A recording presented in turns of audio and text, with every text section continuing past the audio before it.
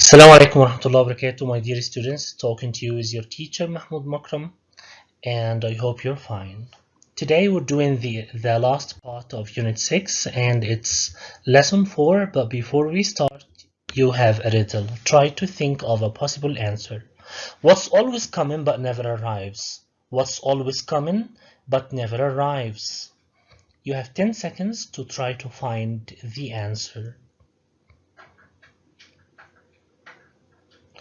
Yes, the right answer is tomorrow. In English, we say that tomorrow is coming, but we can never say that tomorrow will arrive. Now to the lesson itself. Kindly go to your student books, the last page of Unit 6, Lesson 4. In this activity, we have 10 words on the left column that we have to match to their possible meanings on the right column. We start with the word assess. What does assess mean? What does assess mean? Assess means to. The right answer is F, consider the quality of. Assess is somehow similar to the meaning of the word evaluate. To assess means to try to evaluate or judge the quality of a thing. The noun is assessment. The noun from assess is assessment. So for example, we can say that the teacher is giving us a quiz tomorrow to assess our understanding of this grammatical rule. So we're done with the first word. The second word is input. Of course, the opposite of input is output. But what does input mean? Yes, it's J. Contribution from others. Input means the information or the data that you get. Input is what you receive, but output is what you give. The common word is requirements. Requirements means things or skill that are needed for a job. So what are the for example, what are the requirements of this job? Okay, the answer can be you need to have a driving license and a certificate and so on. So this is the meaning of the word requirements. Of course, the verb is require. The common word, it's working conditions. Of course, the letter H, the hours and the environment in which you do a job.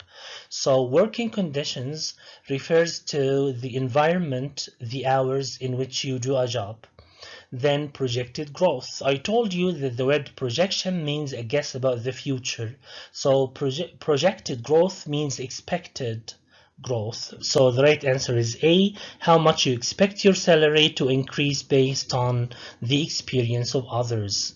Saturated with. Of course, the word saturated is somehow scientific, but it has some other meanings.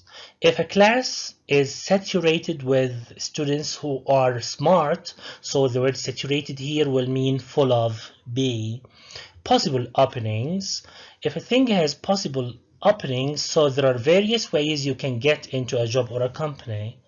The common word is aptitude.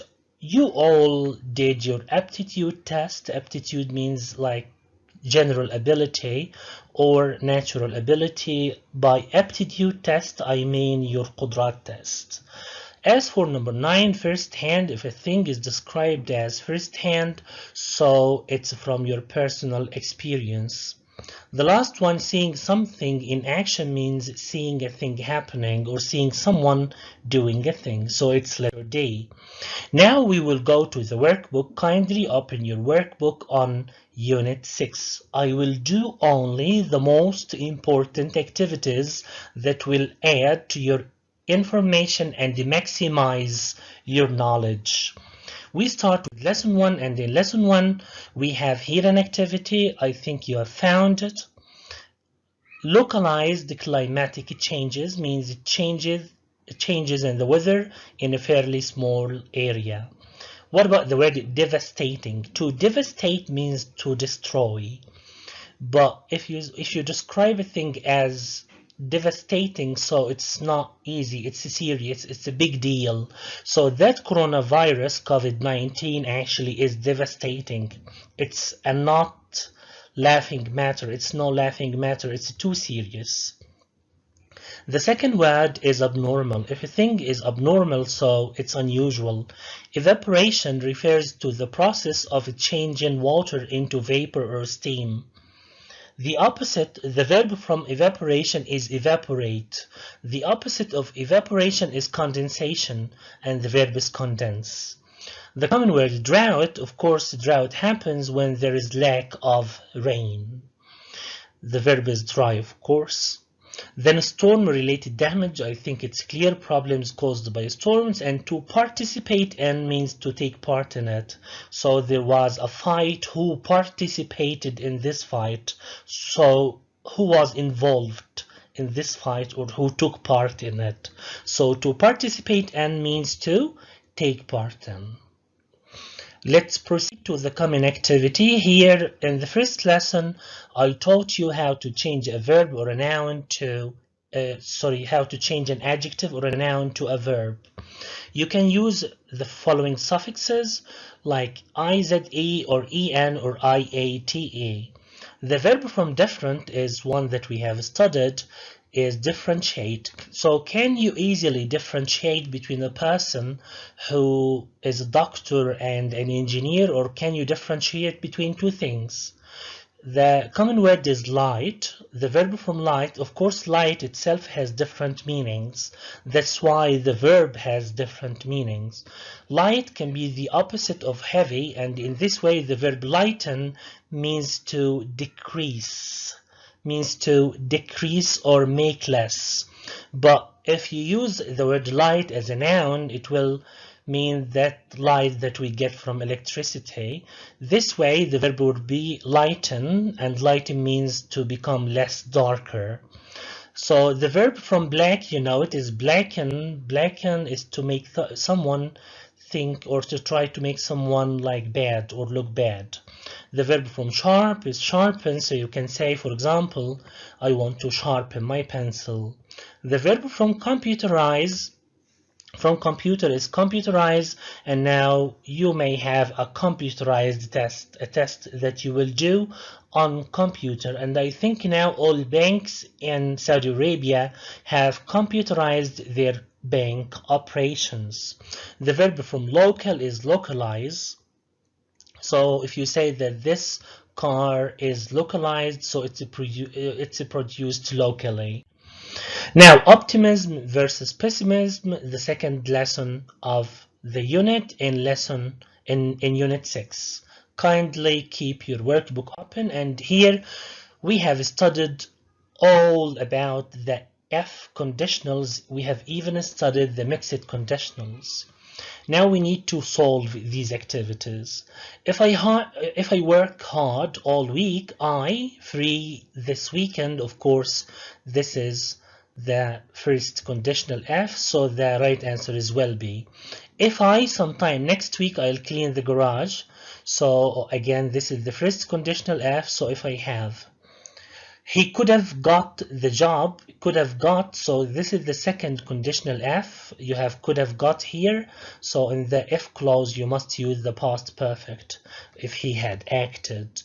If Bassam so much he wouldn't have passed the exam. From wouldn't have passed here, I know that it's the third conditional F, so I must use the past perfect in the if clause. So if Bassam hadn't studied. Tom come over on Friday if he gets off work early. So of course I know from gets here that from the if clause that is in the present simple tense that it's the first conditional F. That's why Tom will come. If they were wrong, they wouldn't have got in so much trouble. Again, from would have got here or wouldn't have got, I know that it's the third conditional F, so I must use the past perfect, so the right answer is if they had admitted.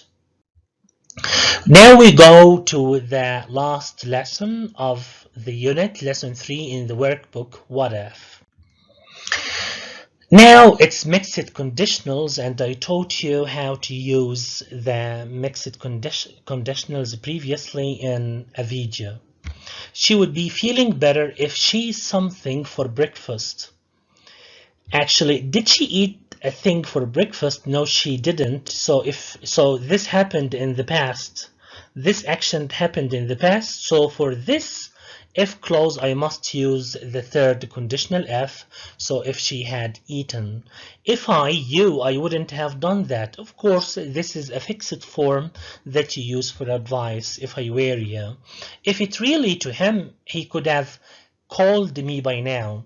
The original sentence would be, it doesn't matter for him, so he didn't call me. So that's why here it's a present, originally present, it doesn't matter for him.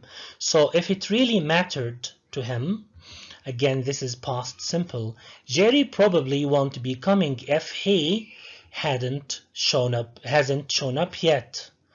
Then I still, about the problem, if you hadn't told me, I still wouldn't have known. Of course, this is the third conditional F.